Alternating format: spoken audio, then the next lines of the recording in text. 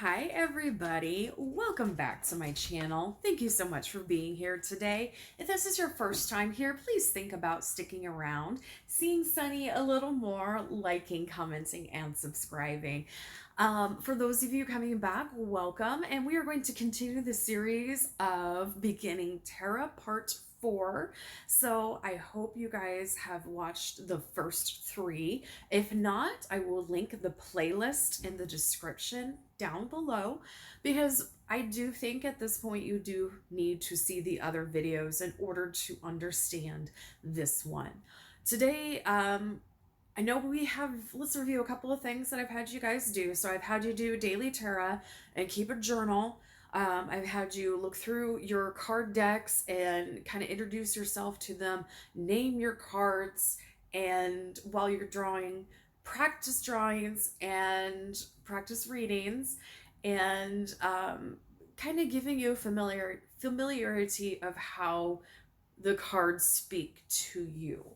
So we also did some 2 and 3 card spreads earlier. That was all in part 3. So if you haven't seen any, that I do suggest you go back to parts 1, 2, and 3 and take a look about tarot. So today I'm going to attempt to teach you, because this is a difficult spread, of the Celtic Cross spread. Now this is what I learned on, and to this day it's not my favorite way to read tarot, but it is one of the most popular ways to read and the most difficult to actually interpret correctly. So I still don't have the other cameras, so I'm going to show you the blueprint, and then I'll show you the cards and do the reading with you, because I want Celtic Cross. That is an interesting question. In what is the Celtic Cross? The Celtic Cross is just simply a cross with a circle around the top. Now this goes back to very early Irish traditions. People are actually linking it back to the days of St. Patrick. So the purpose of a Celtic cross is to combine paganism and Christianity. At this point, Christianity was really being forced on people, and to help with the conversion, they kept a lot of pagan traditions alive, such as Easter, Christmas, the Easter Bunny, fertility, eggs, New Year's, pretty much anything. The reason why the Celtic Cross is a circle with a cross is combining the sun, which is something that us pagans hold in high revere, with the Christian cross. And the history of the actual card spread, I've had a little difficulty finding who started this spread and why it is the way that it is, but it literally is one of the most difficult ones to read. You will find this in pretty much any book or any tarot deck that you purchase in their little books. You will find this in pretty much any book. This is a 10 card tarot spread, so you're not going to do this right the first time. You're not going to do this right the second time. You may not even do this right the 35th time. This is a difficult spread. This is the Celtic Cross spread. And as you can see, they are numbered 1 through 10. And I know this is a little difficult to read, but hopefully this will focus a bit here. So we're just going to go by numbers right now, and I will tell you what they mean. And you can see where they're placed. So number 1 is where you are at now. 2 are potential challenges. 3, what you need to focus on. 4, your past. 5, your strengths. 6, the near future. 7, a suggested approach. 8, what you need to know. 9, hopes and fears. And 10, the potential outcome or potential future. So this is not a yes or no type of situation. This is a specific question that is asked by your court or your person that you're reading. This is a very specific question, so you're not going to have a yes or no question. Um, it also helps to word questions in specific ways, but once you get comfortable with the way that the spread actually works, then you can feel like you can ask questions a more specific way. So I am setting up my cards right now. And I didn't really ask a question. I'm going to see what comes of this. We're just gonna roll and see what happens. And because I don't want to. Oi, I'm getting some rough cards here. Hope everything's okay, yo. Okay. Now, there are other wordings to the spread. There's slightly different wordings, so it can be confusing. It can be like what covers you, what are your faults, there are different wordings, different meanings to every card, even in the Celtic Cross. So we're just going to read a story here and see what happens. So where are you right now? So I pulled the seven of Pentacles. So where you are right now? Well, I'm going to say I'm the current. I've been busy doing a lot of work, and while this guy is kind of watching his money pile, and he looks like he's satisfied he has missed one. Um, I have been working very, very hard for very little money, and it's not the best situation to be in, but it's 2020, so what you gonna do? But he almost seems satisfied with the things that he has accomplished. I am satisfied with the work that I am accomplishing, but I'm not satisfied with the pay that I am getting. So that is where I'm at right now. My potential challenges.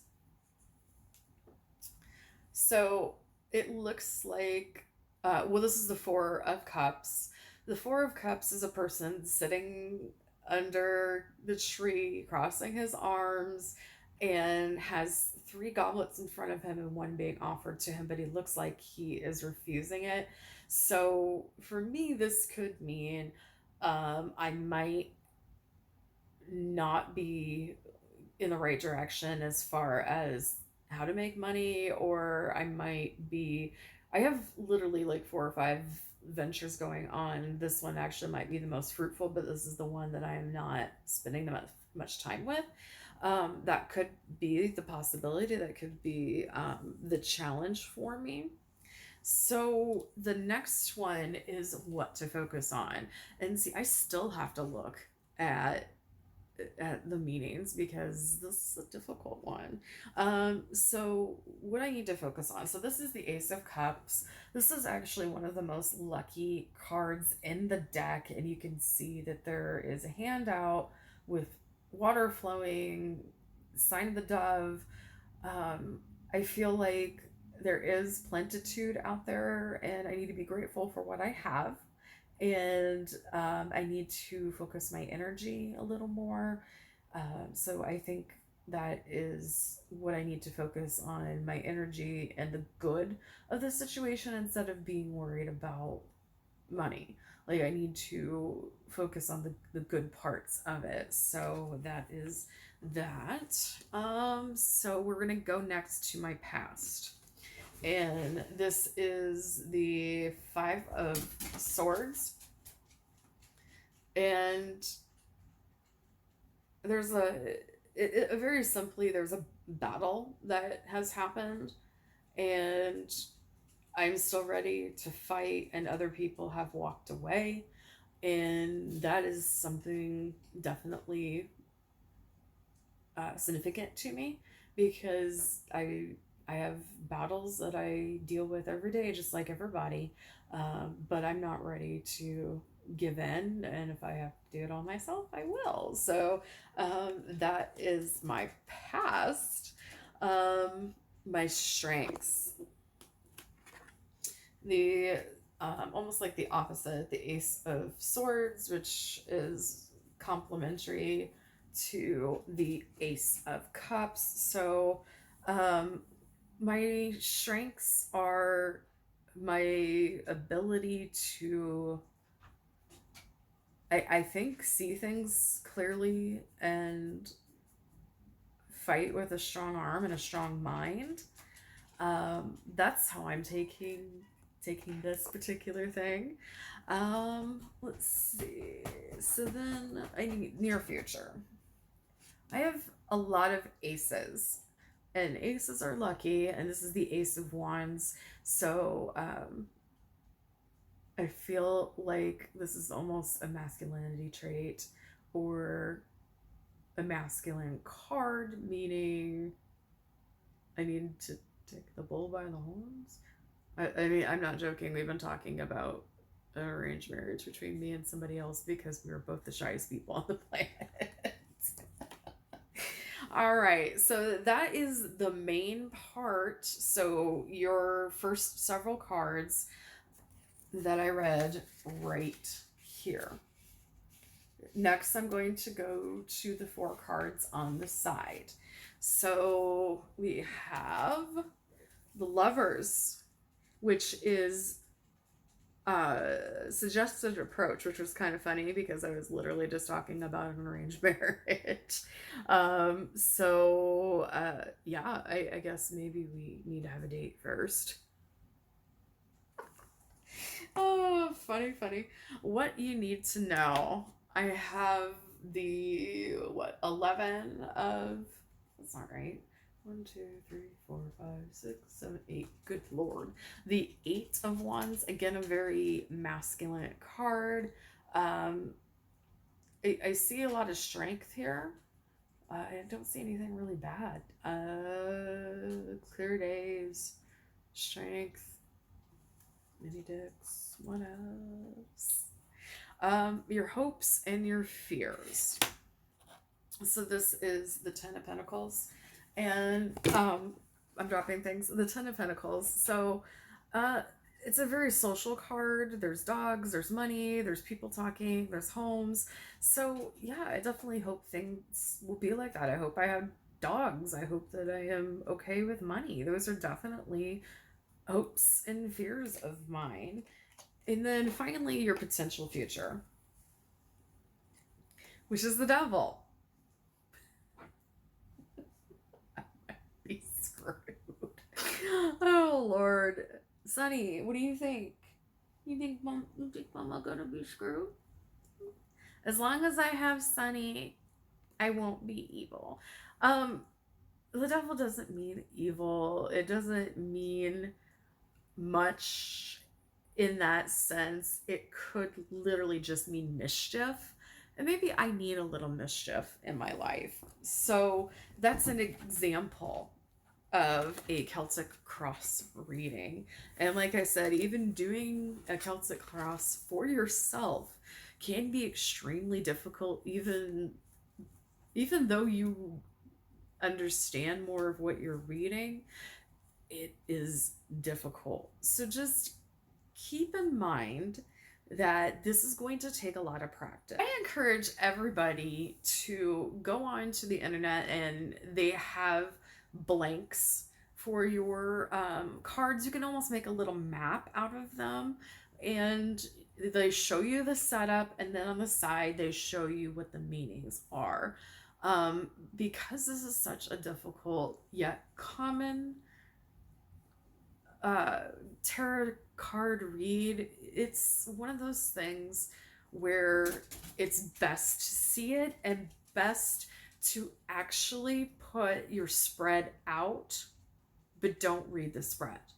I want you to practice doing the spread at least 3 times before you even try reading it, because you want to visualize it. You want to be able to understand the placements of the card before you even try reading it. So I would try 3 times before you even start just laying out the cards in the proper order, and then read the cards once you get to that point. Have a map with you. Have, print this off. I actually attach this to the reading. I have a blank with the meanings. I will put that in the link in the description box so you guys can see that. You can download it yourselves and have it. You can make copies and use it. This actually will be a great way for you to learn the reading, but also learn the cards, is to write down the cards that you got in the little blank parts and kind of go from there. That's a way that you can keep a tarot journal. So don't be discouraged if this takes you a long time to get the handle of, or you never get the handle of it. Like I said, this is one that I don't work with a lot because I feel for myself, shorter ones are cards that I can just pull without doing a particular spread, leaves things a bit easier for me to read, but that's just me. Somebody is going to see this and pick up on the Celtic Cross and do an amazing job. So I'm excited to hear what you guys come up with. So I'm going to leave this here. We are going to do one more part, I believe. We'll see. I'm about doing a part 5, but so far I think this series is going fairly well. So in the meantime, before I hop off here, I want to quickly thank Melissa Blue Delish. I purchased her beautiful jewelry. So these are earrings from her and a beautiful butterfly. I love her stuff, so I just love promoting it because she's awesome. Also, I am going to be having keychains that I have made, which have many tarot cards, encased in them. So I will be selling these on my website. You can also ask to purchase them through here. These don't have the keychains in it yet, but they're all a little different. They all have some personality, but I will be selling these, and I'm really excited about that. And this was just a experiment. I don't know if I'm gonna do anything with this, but yeah, this is all resin. And as you can see, you can still see the back of the card, you can see the front of the card, but these were super fun to do, and I'm really excited about bringing them to everybody. They're going to be $5 or something like that. We're gonna start with $5 and see how that goes. Okay, so in the meantime, if you guys have any questions, please reach out. I will do my best. Like I said, I'm not an expert in tarot. Everybody learns differently, and everybody has their own skill set when it comes to tarot, but no one stops learning. So if I can help you out, let me know. Until I see you guys again, remember, every single day is a gift. Use your time wisely, and I will see you later.